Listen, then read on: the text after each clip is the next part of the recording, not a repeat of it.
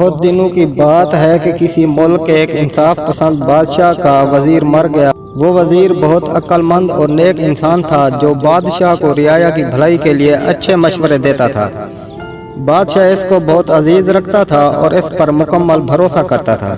بادشاہ کو اس کی موت کا بہت افسوس تھا۔ بادشاہ کو ہی نہیں، اس ملک کے عوام کو بھی وزیر کی موت کا غم تھا۔ بادشاہ اپنے درباریوں میں سے کسی کو بھی اپنا وزیر بنا سکتا تھا، لیکن اس نے فیصلہ کیا کہ وہ اپنے ملک کے ہی کسی عقل مند آدمی کو وزیر بنائے گا۔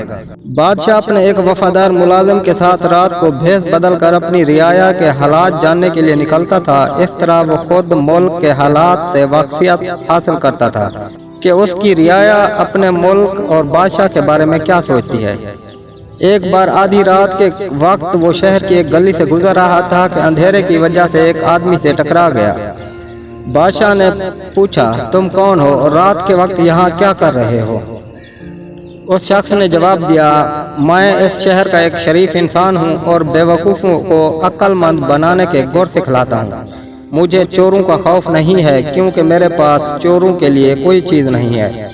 بادشاہ گھوم پھر کر اپنے محل پہنچا اور دوسرے دن اس نے حکم جاری کیا کہ شہر میں رات کے وقت ہر شخص ہاتھ میں چراغ لے کر نکلا کرے۔ جو شخص ایسا نہیں کرے گا اس کو سخت سزا دی جائے گی۔ کچھ دنوں بعد بادشاہ رات کے وقت شہر کی ایک گلی سے گزر رہا تھا کہ وہ ایک آدمی سے ٹکرا گیا۔ بادشاہ کو بہت غصہ آیا اور اس نے پوچھا، تم کون ہو اور اس وقت یہاں کیا کر رہے ہو؟ جناب، میں اس شہر کا ایک معزز آدمی ہوں اور بے وقوفوں کو عقل سکھلاتا ہوں۔ بادشاہ نے پہچان لیا کہ یہ وہی شخص ہے جو چند دن قبل اس سے ٹکرایا تھا۔ کیا تم نے بادشاہ سلامت کا حکم نہیں سنا کہ رات کے وقت ہر آدمی ہاتھ میں چراغ لے کر نکلا کرے؟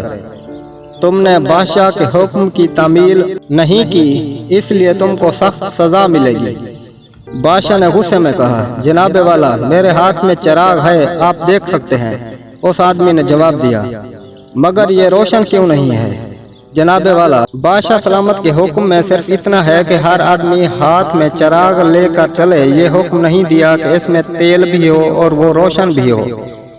بادشاہ حیرت سے اسے دیکھ رہا تھا۔ اس آدمی نے پھر کہا، میرا خیال ہے کہ بادشاہ کے دربار میں عقل مند وزیروں کا قحط ہے، ورنہ ایسا حکم صادر کرنے سے پہلے وہ بادشاہ سلامت کی توجہ دلاتے۔ میری دعا ہے کہ خدا ہمارے بادشاہ سلامت کو ایک عقل مند وزیر با تدبیر عطا فرمائے۔ بادشاہ یہ بات سن کر دل ہی دل میں بہت شرمندہ ہوا۔ وہ اس آدمی کے ساتھ ساتھ چلنے لگا اور باتوں میں اس کے بارے میں ذاتی معلومات اس سے حاصل کر لی۔ بادشاہ نے پوچھا، تمہارا پیشہ کیا ہے؟ اس نے جواب دیا، جناب والا، میں ایک مدرسے میں استاد ہوں اور عقل مند بنانے والی 2 عظیم کتابوں حافظ ہوں۔ اس کے علاوہ بہت ساری ایسی کتابیں پڑھاتا ہوں جو انسان کو عقل مند بنا کر ان کو کامیاب انسان بنا سکتی ہیں۔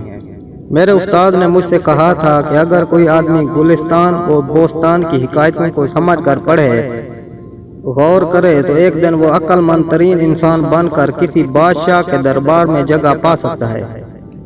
باتیں کرتے کرتے اس عقل مند انسان کا گھر آ گیا اور وہ رخصت ہو گیا۔ بادشاہ نے اس کے مکان اور محلے کو ذہن نشین کر لیا اور اپنے محل میں واپس چلا گیا۔ دوسرے دن بادشاہ نے اپنے شاہیوں کو حکم دیا کہ اس عقل مند انسان کو عزت کے ساتھ ہمارے حضور پیش کیا جائے۔ بادشاہ اس کی گفتگو اور عالمانہ باتیں سن کر بہت خوش ہوا اور اس کو اپنا وزیر بنا لیا۔ اس وزیر نے بادشاہ کو بہت اچھے اور مفید مشورے دیے۔ بادشاہ نے حکم دیا کہ شہر کے سارے باشندوں کو مفت چراغ اور تیل فراہم کیا جائے اور گلی کوچوں میں رات کو روشنی کرنے کے لیے چراغ تھامے نوکر رکھے جائیں۔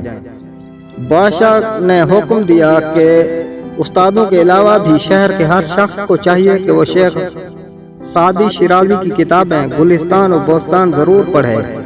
یہ تو ایک حکایت تھی، لیکن سچ ہے کہ دنیا کے عقل مند بنانے والی کتابوں میں گلستان و بوستان بہت مشہور کتابیں ہیں اور ان کا ترجمہ دنیا کی تقریباً تمام زبانوں میں ہو چکا ہے۔ ان کو پڑھ کر آپ اپنی عقل و دانش میں اضافہ کر سکتے ہیں۔